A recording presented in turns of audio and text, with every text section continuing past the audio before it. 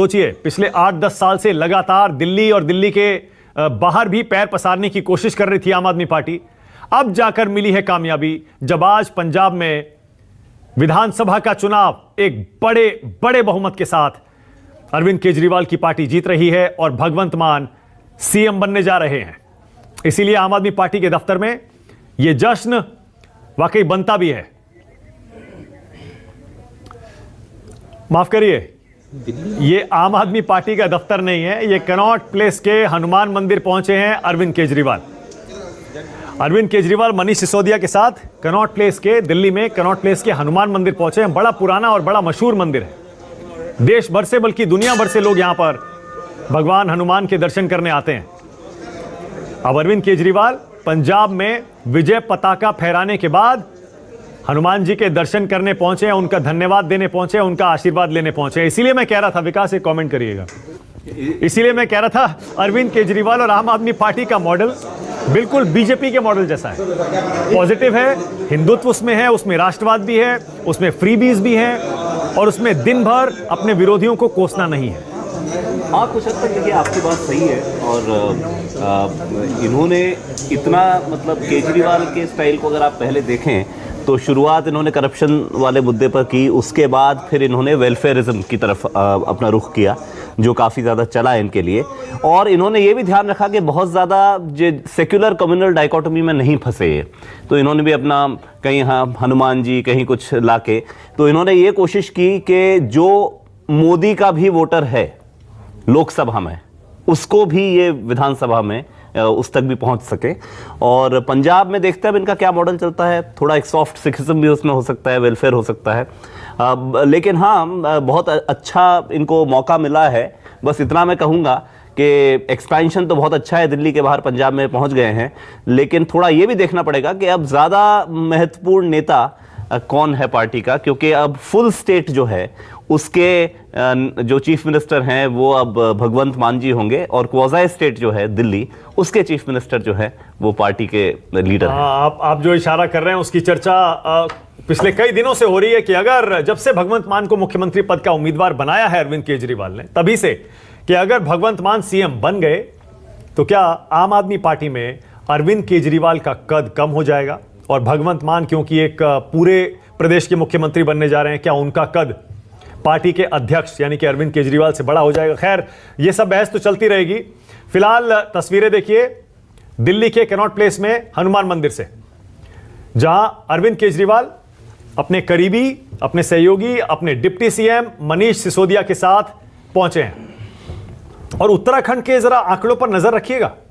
उत्तराखंड में ऐसा लग रहा है बीजेपी अपनी लीड को और बढ़ाती जा रही है। 47 हो गया है 70 में से 47। इसे भी प्रचंड बहुमत ना कहा जाए, हालांकि विनोद जी प्रचंड शब्द से वो थोड़ा इत्तेफाक नहीं रखते, लेकिन इसे भी एक प्रचंड बहुमत ना कहा जाए तो और क्या कहा जाए शरद जी? 47 हो गया है। बिल्कुल सभी जगह मेरा तो कहना है कि जो उत्तर प्रदेश में है वो भी प्रचंड बहुमत है। 202 पे 203 पे अगर बहुमत है और 261 सीटें अगर बीजेपी अभी आगे है तो वो भी प्रचंड बहुमत है। उत्तराखंड में भी प्रचंड बहुमत है। मैं तो कह रहा हूँ पांचों चुनाव ऐतिहासिक हैं कि मणिपुर और गोवा में अपनी सरकार बचा पाना ये कम बड़ी बात नहीं है। तो चारों जगह उत्तर प्रदेश में, उत्तराखंड में, मणिपुर में और गोवा में, चारों जगह बीजेपी ने अपनी सरकार बचाई है। और पंजाब में एक अलग तरीके का ऐतिहासिक नतीजा आया है, जहां पे आम आदमी पार्टी ने पहली बार कांग्रेस और अकाली दल के बीच जो बारी बारी से सरकार बनती थी, उन दो के अलावा एक तीसरी पार्टी ने पहली बार अपनी सरकार बनाने में कामयाब हुई। हालांकि 2017 में भी एक बड़ा बदलाव की उम्मीद लग रही थी, जगाई थी आम आदमी पार्टी ने, लेकिन उस समय अरविंद केजरीवाल खुद मुख्यमंत्री बनना चाहते थे, ऐसा लोगों के बीच संदेश गया। और उससे चूंकि आज तक कभी भी शायद जहाँ तक मेरी जानकारी है पंजाब में गैर सिख मुख्यमंत्री नहीं रहे हैं, 66 के बाद कभी नहीं जी। तो उस वजह से तो वहाँ पे स्वीकार्यता भी, और फिर साथ में एक खालिस्तान से भी कुछ लिंक्स ऐसे आ गए जिसके बारे में हालांकि इस बार भी आखिर के 1 या 2 दिन में कुमार विश्वास ने संकेत किया था, लेकिन पिछली बार वो कहीं मुखर होके, क्योंकि वो लोग प्रचार में शामिल थे, जिनके बारे में कहा जा रहा था, और वो कहीं ना कहीं कनाडा और यूके वहाँ से आए थे, तो पहचाने गए और उसकी वजह से एक नुकसान हुआ था। लेकिन इस बार उन सारी कमियों को अरविंद केजरीवाल ने पहचाना, दूर किया, और साथ ही साथ उन्होंने जो सबसे बड़ा काम किया वो एक दिल्ली मॉडल को उन्होंने बेचने की कोशिश की कि साहब जैसे हमने दिल्ली में तीसरी बार सरकार बनाई है, इसी तरीके से हम पंजाब में भी वेलफेयर स्टेट बनाएंगे, लोगों को पूरा लाभ देंगे सरकार पर। और जो बात अभी हो रही थी वो भी अपने आप में बहुत इंपॉर्टेंट है कि कैसे लोगों को अनुभूति हो रही है, चाहे वो केंद्र सरकार की योजनाओं का हो या अरविंद केजरीवाल की योजनाओं का। अगर वो बसों में महिलाओं के लिए यात्रा मुफ्त करते हैं तो लोगों को एहसास होता है कि हाँ भाई हमें कुछ मिला। अगर बिजली मुफ्त करते हैं तो लोगों को एहसास होता है कि कुछ मिला। पानी मुफ्त देते हैं तो कुछ एहसास होता है मिला। जैसे केंद्र सरकार की योजना है 6,000 रुपये किसान योजना, जब लोगों के खाते में पैसे आते हैं तो उनको समझ में आता है कि हाँ सरकार की किसी योजना का मुझे लाभ मिला। आप मेडिकल कॉलेज बनवा दीजिए, हाईवे बनवा दीजिए, एक्सप्रेसवे बनवा दीजिए, कुछ भी कर दीजिए, एयरपोर्ट्स बनवा दीजिए, लेकिन आम आदमी को उन योजनाओं का एहसास नहीं होता। तो ये जो प्रत्यक्ष अनुभूति है विकास की, उसका असर होता है। ओके, राजेंद्र पाल गौतम मेरे साथ जुड़ गए हैं, दिल्ली सरकार में मंत्री हैं और जो गुरुद्वारा के दिल्ली में इलेक्शंस होते हैं उसके इंचार्ज भी रहे हैं। राजेंद्र जी सुन पा रहे हैं मुझे? जी बिल्कुल सुन पा रहा हूं। राजेंद्र जी पहले तो बधाई, इतने बड़े बहुमत के साथ जैसा दिल्ली में आया था वैसे ही पंजाब में आपका आ रहा है, पहले तो हमारी बधाई स्वीकार करिए।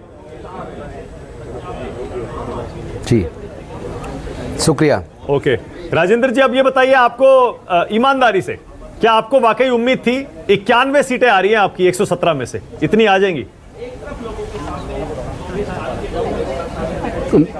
जिस तरीके से हमने रात दिन पंजाब के अंदर मेहनत की, हमारे कार्यकर्ताओं ने मेहनत की, अरविंद केजरीवाल जी ने, मान साहब ने, और सब ने मिलकर मेहनत की, और जो पंजाब की जनता का जो रुझान आ रहा था वो चाहती थी बदलाव, वो चाहती थी विकास, वो चाहती थी नशे से मुक्ति, वो चाहती थी युवाओं को रोजगार। और जो हमने दिल्ली का जो काम का मॉडल, अरविंद केजरीवाल का मॉडल जो हमने करके दिखाया, यानी जो कहा वो करके दिखाया, तो उस बात को पंजाब के लोगों ने पसंद किया। तो मैं पंजाब के लोगों को भी बधाई देता हूँ और देश के लोगों को भी बधाई देता हूँ, क्योंकि अभी तक 2 स्टेट या उससे अधिक में केवल 3 पार्टी की सरकार रही है, जिसमें भारतीय जनता पार्टी, कांग्रेस और कम्युनिस्ट पार्टी। आम आदमी पार्टी अब उभर के आई है, जो अब 2 राज्यों में जिसकी सरकार होगी।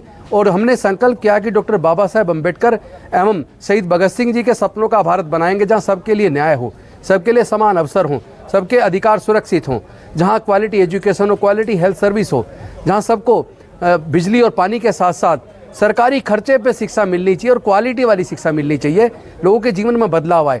चूँकि पूरे देश के अंदर एजुकेशन इतना महंगा हो गया है, सरकारी स्कूलों को पूरे देश में कमज़ोर किया गया, बंद किया जा रहा है, प्राइवेट स्कूल कॉलेज खुलते जा रहे हैं जहाँ लाखों रुपए साल में फीस खर्च होती है।